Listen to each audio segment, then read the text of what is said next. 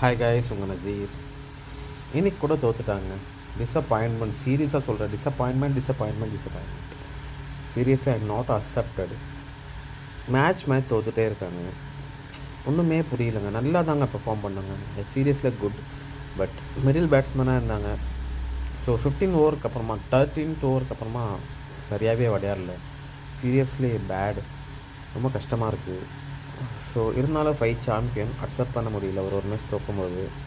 But எங்களுக்கு cup வேண்டாங்க. So திருப்தியாக கொஞ்சம் ஆடலாம் இல்லை நியாயமாக. ரொம்ப கஷ்டமாக இருக்குது.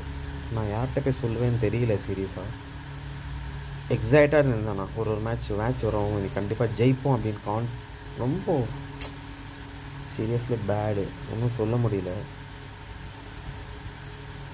மனசு திருத்திக்கிறேங்க. அடுத்த மேட்ச் இருக்குது கேகேஆர் கூட. Really good. பார்க்கலாம்.